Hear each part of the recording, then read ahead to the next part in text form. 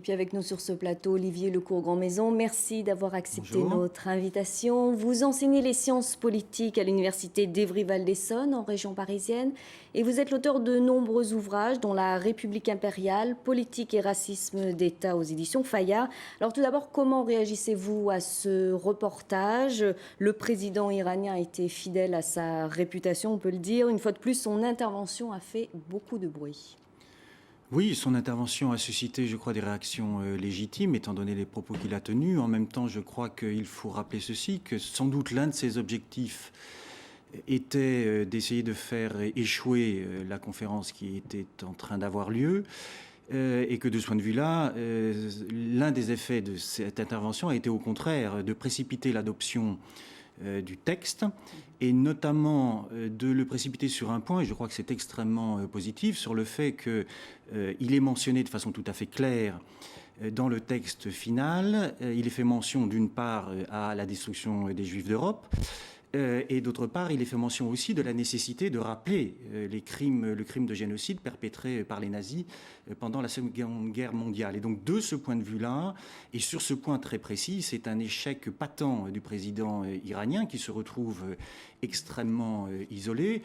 Je voudrais simplement rappeler ceci pour ne pas laisser croire que la remise en cause partielle ou totale du génocide est un monopole du président iranien. Rappelez que, hélas, aussi en France, il ne se passe pratiquement pas d'année sans que des dirigeants du Front National, ou Jean-Marie Le Pen en particulier, ne se croient obligés, sans doute pour faire parler de lui et lorsqu'il est en difficulté, de faire des phrases tout aussi scandaleuses sur la destruction des Juifs d'Europe et la remise en cause totale ou partielle du génocide. Concernant le discours de Mahmoud Ahmadinejad, vous diriez liberté d'expression ou incitation à la haine, comme on l'a vu dans le reportage? Je crois que la liberté d'expression est évidemment absolument essentielle, mais encore faut-il se mettre d'accord sur une chose, c'est que la négation...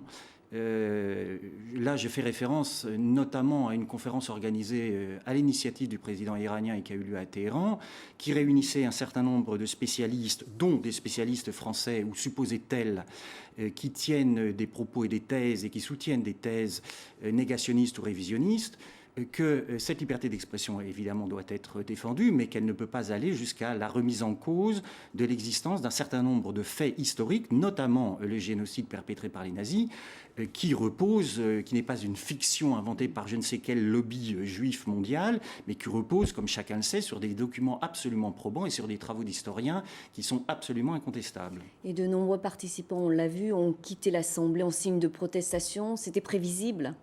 C'était tout à fait prévisible. Un certain nombre de délégations, d'ailleurs, n'étaient même pas présentes parce qu'elles avaient anticipé les propos du président iranien. Reste que je crois qu'il faut retenir de cette conférence, d'une part, le point qui fait référence à la destruction des Juifs d'Europe, et d'autre part, un point 5, si ma mémoire ne me trahit pas, qui fait mention de la nécessité de lutter contre le racisme dans l'ensemble des pays, et de lutter également contre le racisme dans l'ensemble des pays ou des territoires colonisés et ou occupés. Et il n'est pas besoin d'être un grand spécialiste des relations internationales pour comprendre que cette phrase, ou ce membre de phrase, fait évidemment allusion, notamment mais pas exclusivement, au territoire occupé par Israël. Et de ce point de vue-là, je crois que c'est également positif. J'en veux pour preuve notamment les déclarations d'un certain nombre de dirigeants d'ONG internationales particulièrement importantes. Je pense entre autres à cette ONG très précieuse qui s'appelle le Human Rights Watch et qui se félicitait notamment de l'existence de ces deux points, considérant que ce texte en général et ces deux points en particulier allaient leur permettre de demander des comptes aux différents États de par le monde. Et en 2001, Durban 1 avait été un échec en Afrique du Sud. Vous pensez que Durban 2 l'est aussi? De mon point de vue, et pour les points qui ont été signalés, et au regard de ce que disent, encore une fois, un certain nombre de dirigeants d'organisations internationales de défense des droits de l'homme, j'ai cité Human Rights Watch pour une part, il y a aussi eu une déclaration, à mes yeux, significative du président de la Fédération internationale des droits de l'homme.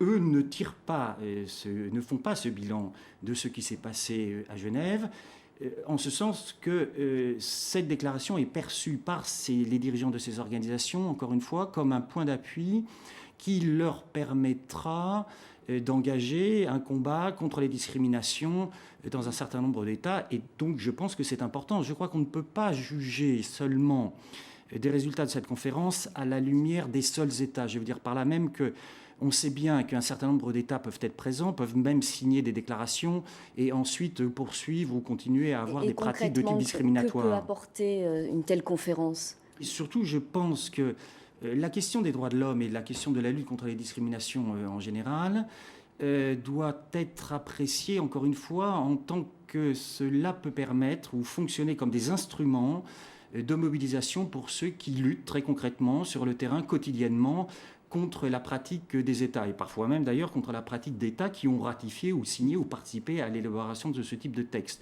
Et donc encore une fois, ne soyons pas fétichistes des textes, ce ne sont pas les textes en soi qui vont permettre de lutter contre le racisme, c'est évidemment la mobilisation initiée par un certain nombre d'organisations internationales et d'ONG qui peut permettre sur le terrain, patiemment, parfois dans des conditions difficiles, de mener ce combat précis, concret, contre le racisme et les discriminations, quelles qu'elles soient. Merci Olivier Lecourt-Grandmaison pour ces explications. Je rappelle que vous êtes l'auteur de La République impériale, politique et racisme d'État aux éditions Fayard. Vous pouvez également retrouver un dossier complet sur cette conférence de Genève sur notre site, le www.tv5monde.com.